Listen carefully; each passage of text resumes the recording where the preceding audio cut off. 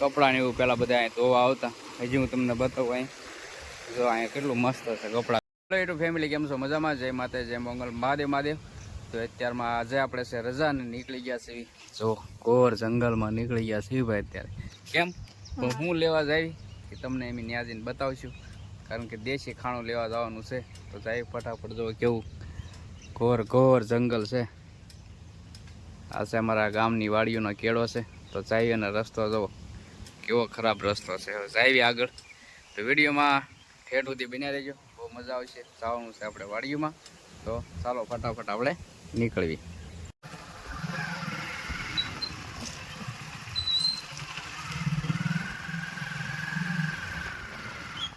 જો ભાઈ રસ્તા કેટલા ખરાબ છે. જો માઇન ગાડી હાલે પણ ધીમે ધીમે હકેરે જાય. કોડા કોડા ખાડા આવે, આમાં ધ્યાન રાખવું પડે ભાઈ.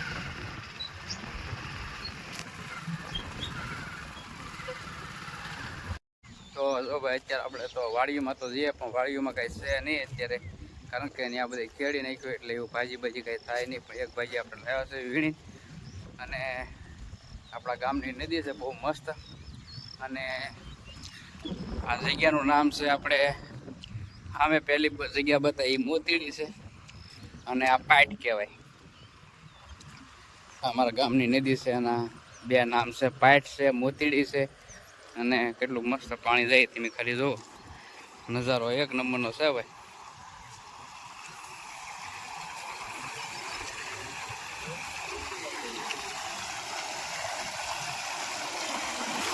જો કેટલું મસ્ત પાણી જાય. અમારા ધ્રુવભાઈ જો પગ ધોવે છે. એ પેલા નાના નાના હતા ને ત્યારે અહીંયા નાવા આવતા, બહુ મસ્ત. અને આ એરિયાનું નામ છે પાઇટ છે, પાઇટ. આમાં ઉતરી આમાં લીલ છે ભાઈ, નક્કી નહીં આમાં પીડ્યા હોય ને.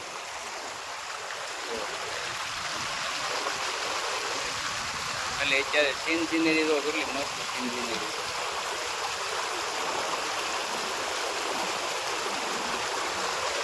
જોરદાર છે ભાઈ, ઝરણું મસ્ત હાલ્યું જાય છે. હવે એવું લાગશે તો આપણે નાવા બાવા આવીશું. કેમ આવું ને નાવા?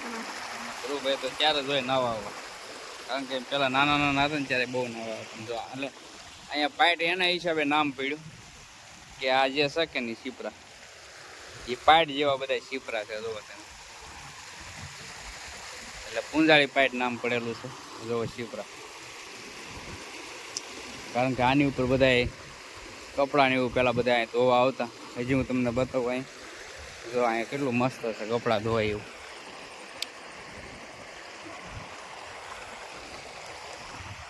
છે ને. આખું સીપરું છે.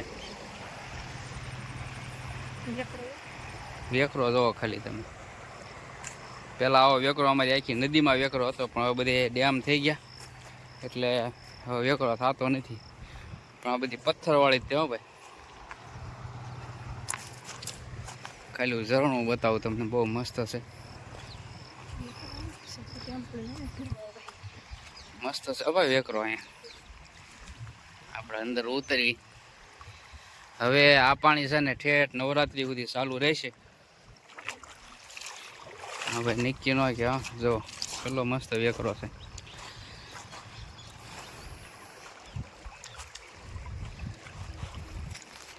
પાણીમાં આપણે ઉતર્યું, મસ્ત પાણી છે હો ભાઈ, જોરદાર એક નંબર.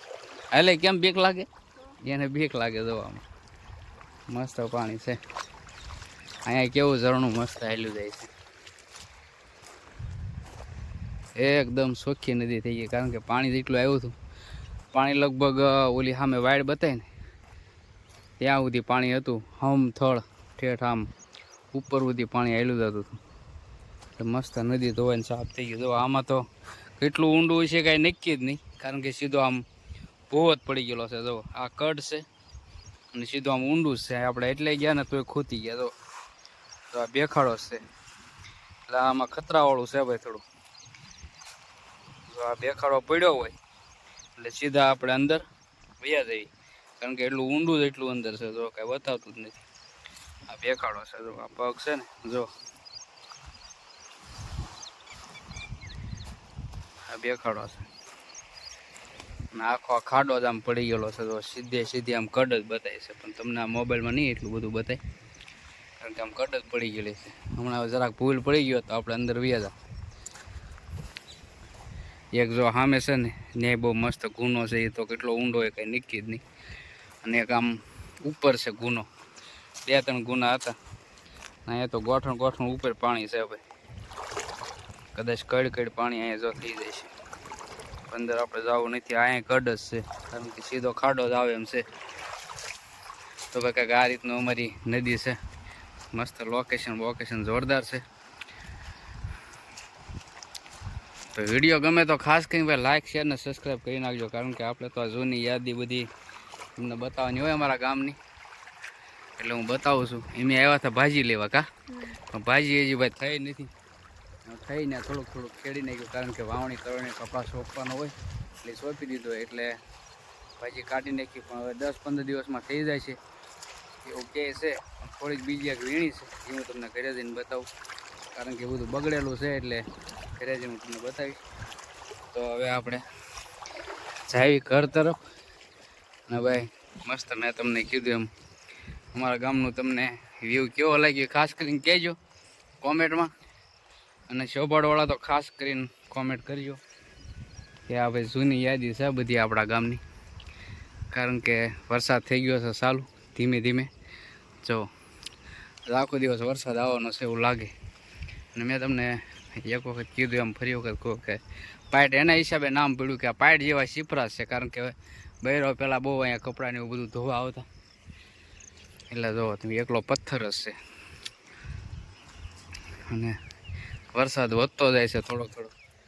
તો આપણે ગાડી પડી છે સામે, તો ગાડી તરફ જઈ ફટાફટ ઘરે જઈએ હવે.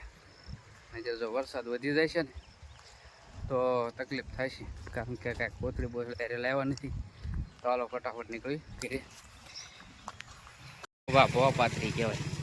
જો આ છે ને આ ભાજી બહુ મસ્ત ભાજી, મજા આવે ખાવાની, સુપર ભાજી છે ભાઈ. જુઓ જોરદાર ભાજી છે ભાઈ, બહુ મસ્ત ભાજી છે. અને આ ભાજી છે ને ખાવાથી હરસમસા મટી જાય છે, ખાસ કરીને 100% રિઝલ્ટ આવે છે, હરસમસા મટી જાય આ ભાજી ખાવાથી. કારણ કે આ ભાજીનું નામ છે ભોં પાથરી.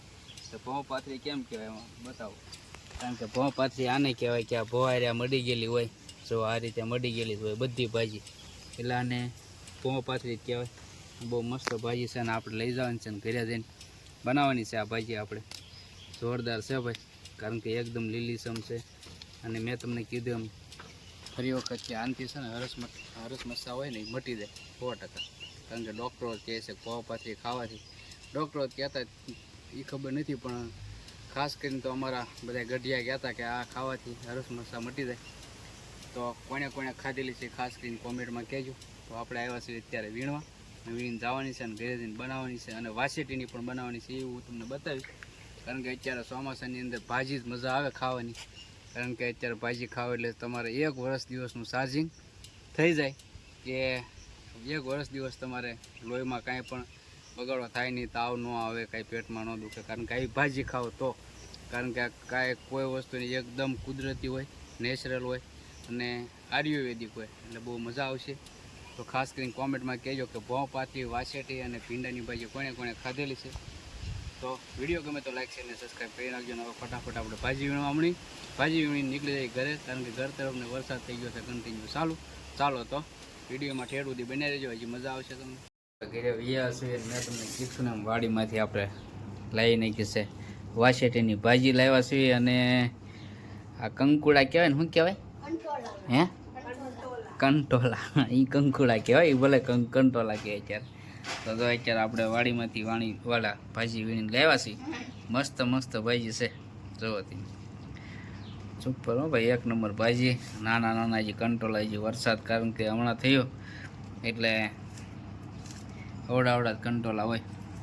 તો હવે ખાસ કરીને કહેજો, કારણ કે 3 ભાજી અત્યારે તમને બતાવી, એક ભોં પાથરી બતાવી, અને એક કંટોલા, એક વાસેટી ભાજી, 3 ભાજી. હા, ડાંબો ક્યાં છે? ડાંબો લાવ્યો આપણે વાડીમાંથી, કારણ કે અત્યારે બધું મેં તમને કીધું એમ જો સીધો આપણે વાડીમાંથી ખેંચીને ડાંબો લાવ્યો છે. આ છે ડાંબો, અમારા ઓલા ગીરે છે. તો અત્યારે વાસેટીની ભાજી બનાવવાની છે, પછી સાંજે કંટોલાનું શાક અને પછી ડાંબો. કારણ કે ચોમાસાની અંદર શું ખાવાનું? આવું જ ખાવાનું. હે, ખડ ખાવાનું. એ ખડ કે હા, એ ખડ કે હા, કારણ કે ડાંબો ને એવું જ ખાવાનું અત્યારે. એટલે મેં તમને કીધું એમ 1 વર્ષ દિવસનું ચાર્જિંગ થઈ જાય કમ્પ્લેટ. ને બહુ મજા આવે ભાઈ. આવું આપણને કોને કોને વાસેટીની ભાજી ભાવે કહેજો. કાવ્યા તને ભાવ? હે, એ બેઠી બેઠી સોળી ખાય છે.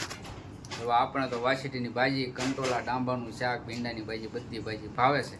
એટલે જ આપણે વીણવા ગયા હતા ને મહેનત કરીને. આમ જો આખું બધું ગારો ગારો બધું વાડીમાં જઈએ એટલે ગારો ગારો થાય ભાઈ.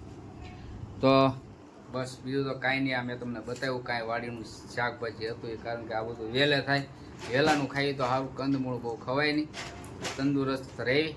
આ જો વહેલાની આપણે ગમે તેમ વહેલાનું ખાવ ને એટલે મજા આવ્યા કરે તમને. અને આખું વાર ચાર્જિંગ તમારે મેડમ જો શું બનાવવાનું છે અત્યારે.